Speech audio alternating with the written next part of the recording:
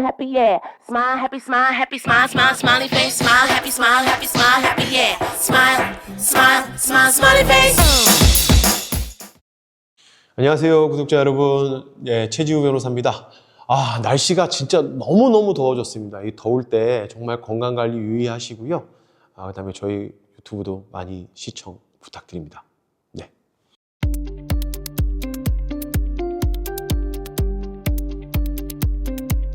일단은 가장 중요한 게 투표용지 부족 사태랑 지금 투표율 조작 사태가 있지 않았습니까? 이제 이 두 건을 갖다 중심으로 하되, 그 다음에 지금 고소 고발이 들어온, 특히 이제 제가 매유성 출장 의혹은 제가 국민의힘을 대리해서 직접 고발을 하지 않았습니까? 그 내용도 이제 특검에 들어가 있습니다. 그 다음에 그런 거 말고도 이제 선관위에 대해서 들어와 있는 각종 고소 고발 사건, 그런 내용도 포함되어 있고요. 뭐 그런 내용에서 파생되는 사건까지도 수사를 할 수 있게 되어 있습니다. 그래서 특검법이 지금 현재 내용면으로는 어느 정도 강범위하게 되어 있기 때문에 지금 선관위의 문제점들을 밝혀내고, 그 다음에 이제 그런 결과에 따라서 제도 개선을 할 수 있는 데는 상당히 유용한 그런 그 특검이 될 거라고 생각이 듭니다. 예전에도 이제 선관위에 굉장히 여러 가지 문제가 있었었는데, 그 당시에는 이제 헌법재판소에서 선관위는 헌법상 독립기관이기 때문에 감사원의 감사를 받지 않는다라는 판결을 내렸고, 그래서 사실은 수사가 아니면은 선관위의 뭐 이렇게 잘못된 점이나 이런 부분을 밝혀낼 방법이 전혀 없었습니다. 근데 이번에 이제 투표용지 부족 사태가 밝혀지고, 그 다음에 합수본이 생기면서 더 이제 여러 가지 의혹들이 생겼고, 그걸 갖다가 이제 이번에 특검에서 수사를 해서, 이제 저는 그렇습니다. 그러니까 관계자를 처벌하는 것보다는 그 선거는 진짜 민주주의의 꽃 아니겠습니까? 그러니까 이 선거의 공정성이 의심을 받으면 민주주의가 발전을 할 수가 없습니다. 그리고 그 선거에 승복도 못하기 때문에 국민 분열이 가속화될 수밖에 없거든요. 그래서 이번 특검을 통해서 진짜 선관위의 잘못된 악습이나 이런 거가 다 이제 사라질 수 있도록 제도를 완벽하게 개선하고, 그래서 이제 모든 국민이 또 안심하고 투표를 하고 선거 결과에 승복할 수 있는 그런 제도적 정비가 이루어졌으면 좋겠습니다. 네.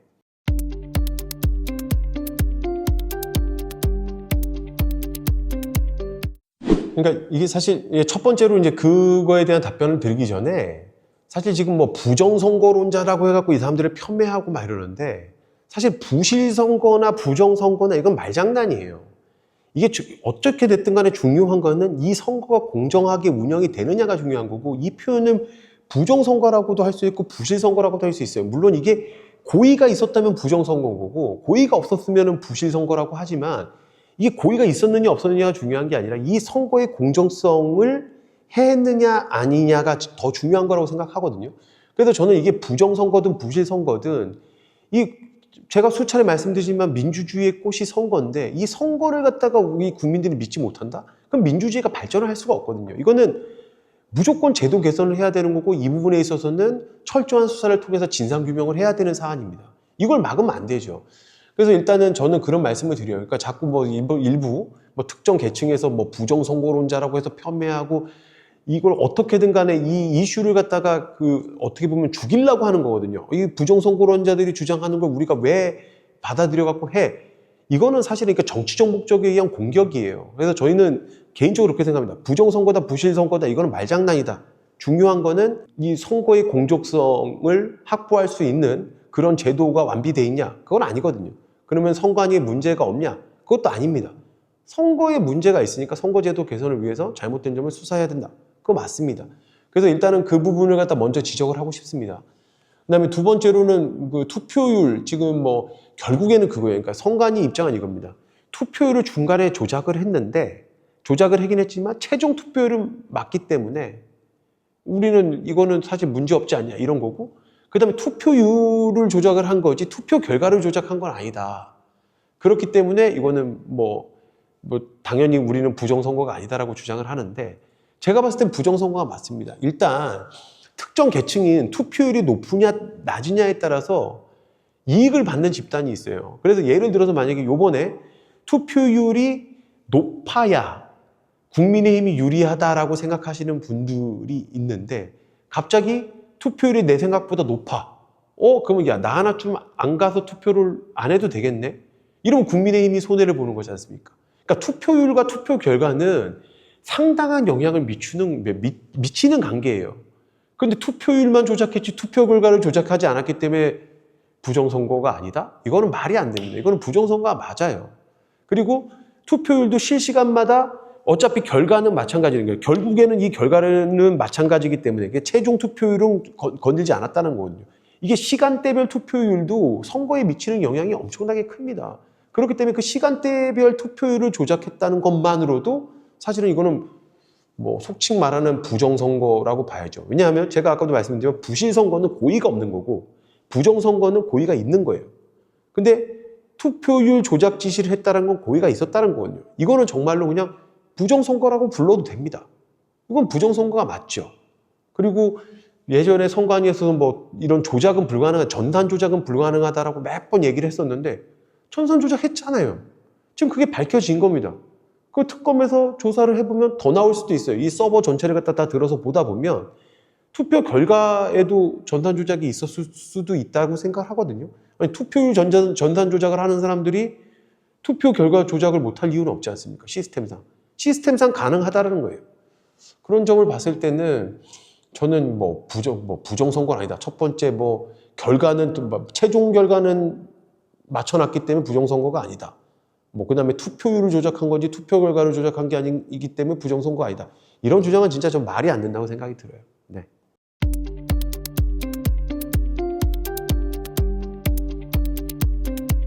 맞아요. 그러니까 이 선거관리도 전문성이 있어야 되는데 사실은 지금 선거관리위원장은 이제 판사들이 가는 것도 문제가 많습니다. 왜냐하면 모든 기관은 전문성이 있어야 되는데 전문성이 전혀 없는 사람이 장이 되는 거잖아요. 그리고 이분들은 거기서 그러니까 상임위원이 아니에요. 그냥 이렇게 비상임으로 그냥 어쩌다 한번 와서 보는 거거든요. 그러니까 이 사람들도 책임감을 갖고 볼 수도 없을 뿐만 아니라 선거의 전문성이 없기 때문에 사실 업무 내용도 몰라요. 그냥 형식적으로만 거기 앉아 있는 거예요. 그러니까 저도 그 부분은 무조건 개선을 해야 된다고 봐요. 그래서 정말 이제 어떤 집단이든 어떤 기관이든 전문성이 일단 우선이 돼야 되거든요. 그런데 판사들보다는 사실은 그 선거의 전문적인 사람들이 자기가 책임을 갖고 선거관리위원회를 관리를 하려면 판사가 아닌, 그러니까 그 선거관리위원회에만 집중할 수 있는 그런 상임위원 제도가 도입이 돼야 된다고 생각합니다. 그거는 정말 너무나 적절한 지적이고, 그리고 앞으로는 그렇게 바뀔 수밖에 없을 거예요. 예.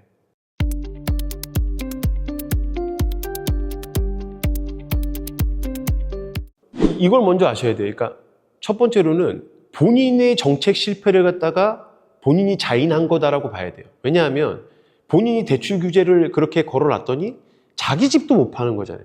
그러니까 자기 집도 못 파니까 궁여지책으로 자기가 대출을 한 다음에 근저당을 설정해주고 팔았잖아요. 이거는 자기가 내 정책은 실패했다라는 걸 갖다 공인한 겁니다. 이걸 첫 번째 아셔야 되고, 두 번째로는 그거예요. 두 번째로는 자기 정책을 자기가 꼼수를 써서 피해갔다라는 거예요. 금융기관의 대출을 막아 넣다 보니까 이 금융기관의 대출을 갖다 우회할 수 있는 방법이 없다라고 생각을 했는데 본인도 머리를 쓴 거죠. 이렇게 돼 있으니까 이걸 우회해서 이렇게 가겠다. 이렇게 만들어 놓은 거거든요. 그러니까 본인이 만든 정책을 자기가 우회로 꼼수를 통해 갖고 피해갔다. 이런 비판은 피하기가 어렵죠. 그렇기 때문에 지금 국민들이 굉장히 분노를 하는 겁니다. 그리고 지금 민주당 분들 중에서는 이건 대출이 아니다 이렇게 주장하는데, 근저당이라는 건요, 피담보 채무가 있어야지만 성립할 수가 있어요. 피담보 채무가 없는데 근저당 갖다 설립하게 되면 이건 무효입니다. 무효고, 이게 이제 부종성이라고 하거든요. 부종성. 그러니까 근저당권의 부종성이 뭐냐면 피담보 채무가 소멸이 되면 근저당권도 소멸되는 거예요. 부종한다는 거지. 여기에 따라간다는 거예요. 그러니까 이거는 사실은 사금융 대출이 맞아요. 그러니까 어떤 민주당 의원이 자기 페북에다 그렇게 썼더라고요. 야, 이재명 대통령이 언제 대출을 했냐? 근저당만 설정했지. 이건 법을 진짜 1도 모르는 사람이 얘기를 하는 거예요. 그리고 이게 지금 저는 우려가 되는 게, 이렇게 근저당을 설정하는 걸 갖다가 이제 국세청에서도 지금 진짜 웃긴 게, 국세청에서도 대통령이 이렇게 해버렸더니 야, 이건 적법한 거야, 괜찮아, 우리가 이거 안 건들게 이랬잖아요. 이거 편법 상속의 그 수단으로 쓰일 가능성이 굉장히 커요. 왜냐하면 아버지가 아들한테 근저당을 갖다 설정을 해주고 뭐 집값의 일부만 놓고서 이렇게 하는 거죠. 그 다음에 이제 현금으로 돈 조금 받는 듯한 사람 치다가 몇십 년 지나서 그냥 근저당권 말소해봐요. 조사할 방법이 없습니다. 그럼 맞잖아요. 그러면 이거는 문제가 진짜 심각해지는 거예요. 이건 편법 상속, 편법 증여의 수단으로 쓰여질 가능성이 굉장히 커요. 근데 이거를 턴다, 못 털어요. 왜냐? 대통령이 자기가 솔선수범해서 했던 건데 이걸 국세청에서 조사한다? 완전 내로남불이잖아요. 그러니까 이런 문제가 있는 거예요. 이거는 어마무시한 문제인데 지금 민주당에서는 그냥 어떻게든 넘어가려고 하는 것 같은데 이거는 정말 본인들이 정말 부동산 정책을 실패했다는 걸 자인하는 거고 본인들이 실패한 정책을 우회하기 위한 꼼수를 마련한 거고 이게 또 불법적인 방법을 갖다 가르쳐 준 거거든요. 그래서 저는 상당한 문제가 있다고 보고 이 부분도 이제 국민들이 바보가 아니거든요. 요즘 국민들 얼마나 똑똑합니까? 아, 쟤네들 부동산 정책 실패했구나. 이렇게 판단을 할 겁니다, 결국. 네.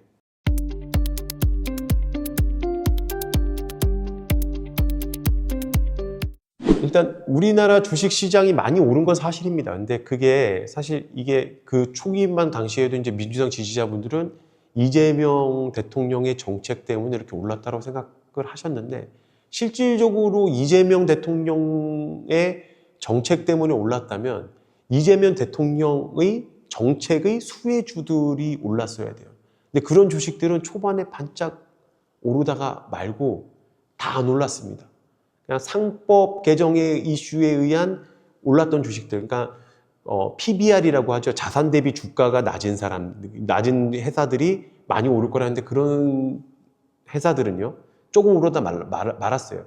지금 우리나라 주식의 가장 큰 문제점은 코스닥, 코스피를 합쳐서 총 거래 대금의 90%가 삼성전자하고 SK하이닉스에만 몰려 있어요. 그러면 SK하이닉스하고 삼성전자만 오르고 나머지 주식들은 다 떨어졌다는 거예요. 근데 이제 문제가 뭐냐면 여기에 계속 요 삼성전자랑 SK하이닉스만 오르다 보니까 전 국민이 지금 삼성전자하고 SK하이닉스만 사고 있어요. 외국인들은 삼성전자랑 SK하이닉스를 엄청나게 팔고 있다는 거예요.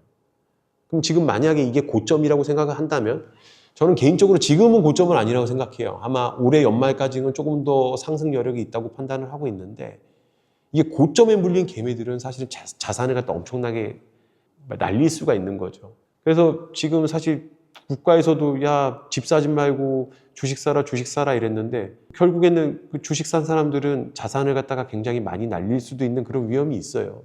그리고 실질적으로 우리나라 국민들 중에 지금 코스닥은 630이면은 윤석열 정부 최저치보다 더 낮거든요. 그러니까 코스닥은 너무 많이 떨어졌고 그래서 지금 손해보신 개미분들도 많을 겁니다. 그래서 지금 현재 주식시장은 구조적으로도 문제가 있다고 보고요. 왜 그러면 삼성전자, 왜 지금 이제 주식이 이렇게 들쑥날쑥 하느냐 하면 원인을 분석해 보면 그 레버리지 ETF라는 상품을 갖다 이제 뭐 김용범 정책실장의 주도로 해서 만들었는데 이게 원래 주식이 오르면 통상적으로 대형주가 이제 그러니까 대세 상승장을 말씀드리는 겁니다. 그러니까 개별적으로 주식이 이렇게 조금 오르다 말고 이런 게 아니라 대세적으로 오르는 상승장에서는 주도주 또는 대형주 위주로 맨 처음에 오른 다음에 그 주식에서 이익 실현한 돈으로 사실은 다른 기업에 대한 주식에 투자를 해서 다른 기업이 오르기 시작해요. 중소형주들이 올라요. 이걸 갖다 순환매라고 하는데 지금 이제 삼성이나 SK의 ETF를 만들었더니 그리고 뭐 이제 레버리지가 곱하기 2 막 이렇게 되기 때문에 사실 도박판이거든요. 그 삼성전자랑 SK하이닉스에서 수익을 낸 사람들이 그걸 팔아서 중소형주를 사는 게 아니라 거기다 다시 재투자를 하는 거예요. 그러다 보니까 순환매가 발생을 안 해요. 순환매는 발생을 안 하고 있고 그 다음에 레버리지 ETF 같은 경우에는 곱하기 2라고 했잖아요. 잃어도 2배, 벌어도 2배. 이러다 보니까 도박판이 되다 보니까 이게 확 올랐다 확 떨어지고 확 올랐다 확 떨어지다 보니까 이게 막 청산되는 돈도 많고 이러다 보니까 주식시장이 불안해질 수밖에 없는 거죠. 그러니까 지금 우리나라 주식시장이 굉장히 기형적인 구조로 바뀌었습니다. 주식 하시는 분들한테 이야기도 들어보고 그다음에 이제 가끔씩 유튜브도 챙겨보는데 그분들이 다 한결같이 얘기하는 거예요. 자기네들이 20, 30년 동안 주식 투자를 했는데 이런 장은 처음 봤다 이렇게 돼요. 항상 민주당 정책의 문제는 인위성이라고 생각합니다. 그러니까 시장 경제에도 본인들이 계속 인위적으로 개입을 하려고 하고 인위적으로 개입을 하다 보니까 그 인위성에서 발생하는 부작용들이 결국에는 드러나는 거거든요. 그래서 사실은 이렇게 주식시장이 도마판이 된 것도 당연히 정책 실패죠. 그래서 그런 부분에 있어서는 빨리 개선이 돼서, 왜냐하면 이게 국민들의 소중한 자산이 들어가 있는 거기 때문에 저는 빨리 개선이 돼야 된다고 생각을 하고 있습니다.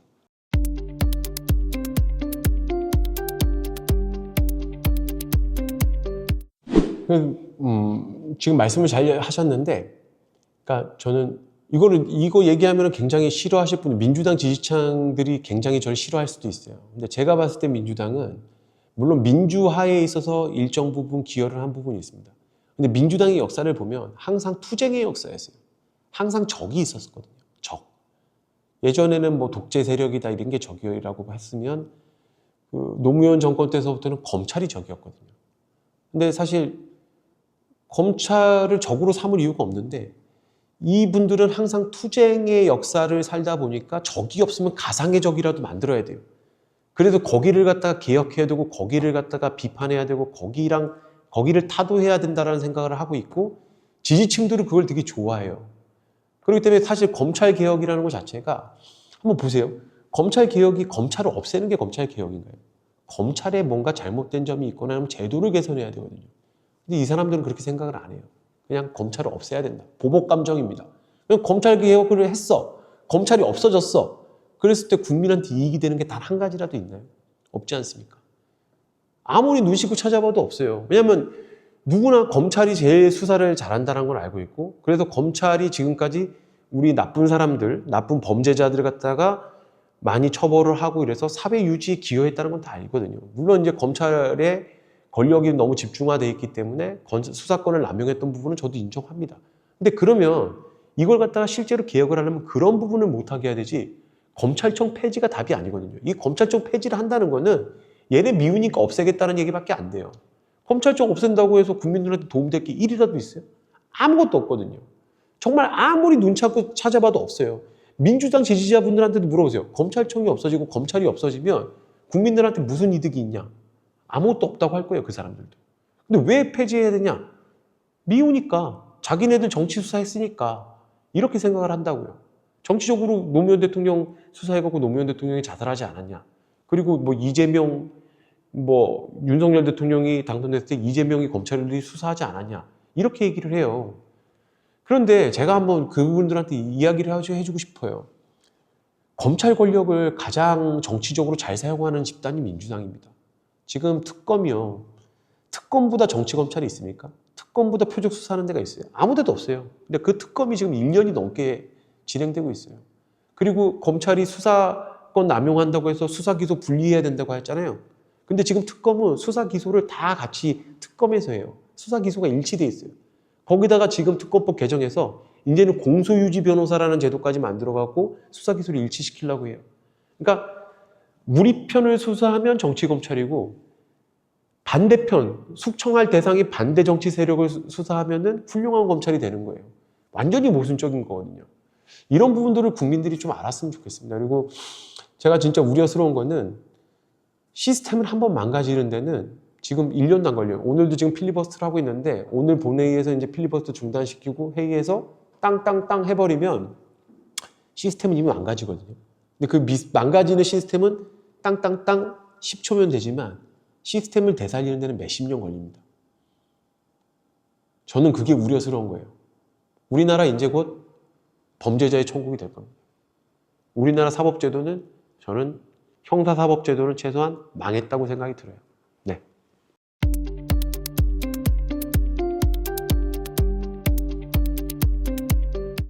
제천에서 9월 달에 국제음악영화제라는 게 열립니다. 이거 굉장히 오래됐거든요. 오래됐고, 그리고 이제 개막작에서 이제 개막 상영도 하고, 그 다음에 여러 가지 행사가 있어요. 음악에 관련된 행사도 하고, 생각보다 이제 연예인분들도 좀 내려오시는 분들도 계실 거고, 그 다음에 영화계 관계자분들도 굉장히 많이 내려오실 것 같은데, 사실은 조금 아쉬운 거는 이제 이걸 좀 행사를 좀 잘 키워갖고, 우리 제천 시민들한테도 좀 도움이 되는 방향으로 했으면 좋겠는데, 사실 좀 약간 낙수 효과가 좀 떨어지는 행사는 맞아요. 그래서 좀 제천 시민분들한테는 조금 죄송스러운 면도 있어요. 이게 정치인들이 좀 그런 부분을 좀 잘 구조를 갖다 개선했어야 되는데. 근데 아무튼 좋은 행사입니다. 그래서 제천에 사시지 않는 그냥 분들은 한번 제천 여행 한번 오세요. 오셔서 영화도 보시고 각종 행사에도 참여를 하시고 그다음에 뭐 제천 와서 또 맛있는 것도 먹고 이러셨으면 좋겠습니다. 그래서 저도 영화제 기간에 전부는 아니더라도 시간 나는 동안 제천에 있으려고 생각합니다. 그래서 영화제 개막식도 좀 가려고요. 좀 가서 좀 보고 뭐 제천 시민분들하고 소통도 하고 영화제에 오신 분들 아니면 뭐 제천 시민분들 아니면 뭐 진짜 유튜브 구독자분들이 원하신다면 영화제 기간 동안에 제천에서 저랑 소주 한 잔 기울일 수 있는 그런 자리도 한번 마련해 보려고 하고 있습니다. 아무튼 제천 음악영화제에도 많이 관심 부탁드리고요. 이것으로 이제 오늘은 인사를 드리겠습니다. 감사합니다.